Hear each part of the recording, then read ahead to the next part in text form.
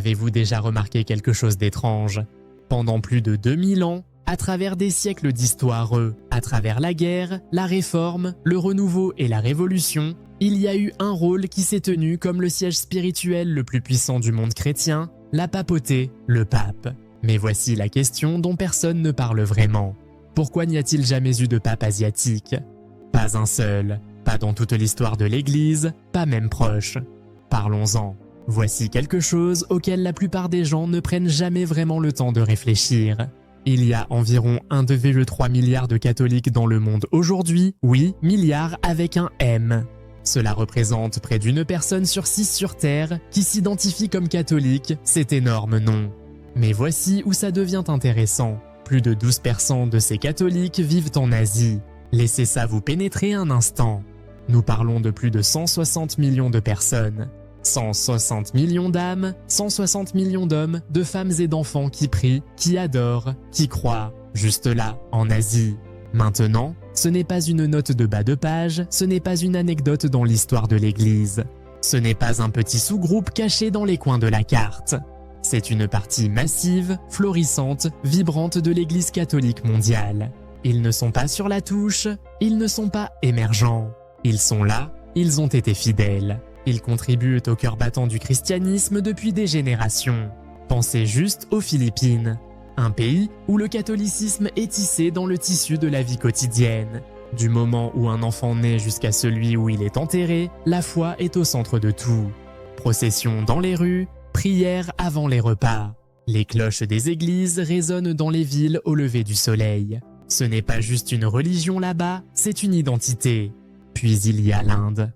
Berceau des anciennes églises Syro-Malabar et Syro-Malankara. Le christianisme en Inde n'est pas nouveau. Il est présent depuis près de 2000 ans, depuis l'époque de saint Thomas l'apôtre, que beaucoup croient avoir apporté l'évangile sur les côtes indiennes, le Vietnam, la Corée du Sud, des communautés au Japon et en Chine, tous des endroits où la foi catholique a pris racine. Parfois en paix, parfois en secret, mais toujours avec dévotion. Et vous savez ce qui m'étonne le plus? Certaines de ces communautés ont survécu, pas seulement sans soutien, mais face à une réelle persécution. Nous parlons de personnes qui ont risqué leur vie pour assister à la messe. Des gens qui cachaient des Bibles sous les planchers, qui transmettaient des prières à voix basse, qui ont refusé de laisser leur foi mourir, quel qu'en soit le prix. Ils ont gardé leurs croyances à travers la guerre, le communisme, l'oppression culturelle. Ce n'est pas une foi occasionnelle, c'est une foi inflexible, c'est une foi inébranlable. Alors, quand je prends du recul et que je regarde vraiment cela, quand je vois la profondeur du sacrifice, la richesse de la culture, la force de la croyance, je ne peux m'empêcher de demander: pourquoi aucun leader asiatique n'a-t-il jamais été choisi pour devenir pape? Sérieusement, pas une seule fois. Pas en plus de 2000 ans d'histoire de l'Église, pas même proche. Comment se fait-il qu'un continent avec plus de 160 millions de catholiques, certains des plus dévoués au monde, n'ait jamais vu un de ses fils s'asseoir sur le trône de Saint-Pierre? Ce n'est pas parce que le talent n'est pas là. Ce n'est pas parce qu'il y a un manque de foi, d'intelligence ou de sagesse théologique. Ce n'est pas parce qu'ils n'ont pas assez donné. Au contraire, ils ont donné plus que la plupart. Alors, que se passe-t-il vraiment? C'est la question que nous devons poser et c'est la conversation que nous devons avoir. Parce qu'il ne s'agit pas seulement d'un poste, il s'agit de représentation, de reconnaissance. Du cœur d'une église qui prétend être universelle, mais qui n'a pas reflété l'intégralité de son peuple. Et honnêtement, il est temps d'en parler. Revenons en arrière. Reprenons un instant là où tout a commencé. Les racines de l'église catholique. Elles s'étendent jusqu'à Jérusalem. C'est là que l'étincelle a été allumée. Là où Jésus a marché, là où les apôtres ont prêché pour la première fois. Là où la première église a pris son premier souffle. Et puis, ce souffle a voyagé vers l'ouest, vers Rome, le cœur battant de l'Empire romain, le centre du monde connu à l'époque. Et là, le christianisme a planté des racines profondes, directement dans le sol du pouvoir, de la politique et de la permanence. Rome est devenue le symbole, le siège, la base principale. Et à partir de là, la structure de l'Église a commencé à se former, brique par brique. Loi par loi, tradition par tradition. Et soyons honnêtes, cette structure a été construite en Europe. Depuis 2000 ans, c'est là que le siège du pouvoir est resté. Solide, stable, immuable. Maintenant écoutez, cette prochaine partie est importante. Depuis l'époque de Saint-Pierre, l'Église a eu 266 papes. 266. Et parmi tous ces hommes saints, ces bergers du troupeau mondial, tous sauf quelques-uns sont nés en Europe. Et la plupart d'entre eux, d'un seul pays, l'Italie. Ce n'est pas une coïncidence, c'est un schéma. Alors, naturellement, il faut se demander pourquoi. Pourquoi le rôle spirituel le plus influent du monde catholique, un rôle destiné à servir une église globale, a-t-il été tenu presque exclusivement par des Européens? Eh bien, voilà le problème. Ce n'est pas forcément une question de racisme, du moins pas le genre bruyant et évident. C'est une question de structure, de tradition, de familiarité. Et oui, c'est une question de contrôle. Parce que pendant des siècles, les personnes qui prenaient les décisions, ceux qui définissaient la doctrine, organisaient les conciles, nommaient les évêques, ils étaient presque toujours européens. Issus d'un cercle restreint, d'une culture familière, parlant les mêmes langues, vivant dans la même vision du monde. Maintenant, imaginez le collège des cardinaux, ce groupe d'élite de dirigeants de l'Église chargé d'élire le prochain pape. Historiquement, ce collège a été majoritairement européen, majoritairement italien. Alors, quand il était temps de choisir un nouveau leader, qui pensez-vous qu'ils ont choisi? Quelqu'un qu'ils connaissaient, quelqu'un qu'ils comprenaient. Quelqu'un qui partageait leur origine, leurs coutumes, leur langue, leur style. Ce n'était pas par malveillance, c'était par confort. Il s'agissait de garder les choses dans la famille, pour ainsi dire. Parce que pendant si longtemps, l'Église n'était pas seulement basée à Rome, elle était centrée à Rome. Et donc, la logique suivait, si l'Église vit ici, le pape devrait aussi. Et si le pape doit être ici, il devrait probablement être un des nôtres. Mais c'est là que les choses commencent à changer. Les temps ont changé. Radicalement, le monde n'est plus ce qu'il était au XIe siècle, ni au XVIe, ni même au XXe. L'Église catholique n'est plus seulement une Église européenne. Cela ne l'a pas été depuis longtemps. La foi s'est répandue. Elle a pris racine en Afrique, en Amérique latine, en Océanie, et oui, en Asie. D'une manière profonde, vivante et authentique. Le visage de l'Église est maintenant marron, noir, jaune, blanc, tout. Elle parle tagalog et tamoul, coréen et kiswahili, portugais et créole portugais. Mais voici l'attention, même si le corps de l'Église a changé, même si son cœur bat à travers les continents, le visage de la direction est resté le même. Les robes ont changé de couleur, la messe a changé de langue, mais la direction, toujours majoritairement européenne. Et c'est là que réside la contradiction. Parce que si l'Église est vraiment universelle, si elle est vraiment pour tous, alors pourquoi le plus haut siège de l'Église n'a-t-il jamais été occupé par quelqu'un de l'Est? Quelqu'un dont la famille s'agenouille dans les bancs à Mumbai, ou dont les grands-parents ont construit des églises sur les montagnes des Philippines, ou dont les ancêtres ont fait face à la prison en Chine simplement pour avoir cru. Pourquoi personne comme ça n'a-t-il porté les robes blanches? Pourquoi personne comme ça n'a-t-il tenu le balcon de la basilique Saint-Pierre en disant « Buona sera », pas avec un accent italien, mais avec la voix des milliards qu'il représente réellement? C'est la question que nous posons. Et peut-être qu'il est temps que l'Église commence à se la poser aussi. Allons plus loin. Écoutez bien, être pape ne se résume pas à la foi. Je sais que nous voulons tous croire que c'est purement spirituel. Que cela concerne uniquement la sainteté, la sagesse ou la proximité avec Dieu. Mais la réalité, c'est plus compliqué que cela. Être le pape ne consiste pas seulement à prier profondément ou à connaître les Écritures. Il s'agit de culture, de communication, de présence, d'influence sur la scène mondiale. Le pape est la figure la plus visible de l'Église catholique. Il est un symbole, un leader, une voix que le monde entier écoute, croyant ou non.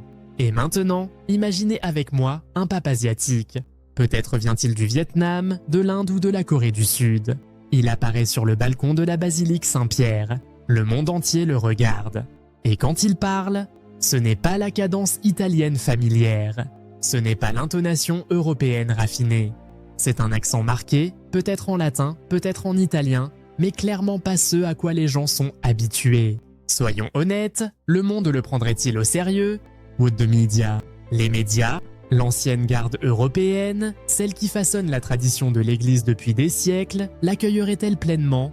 Il existe cette attente tacite qui entoure la papauté, qu'un pape devrait avoir une certaine manière de parler, devrait avoir une certaine apparence, devrait représenter un héritage culturel très spécifique.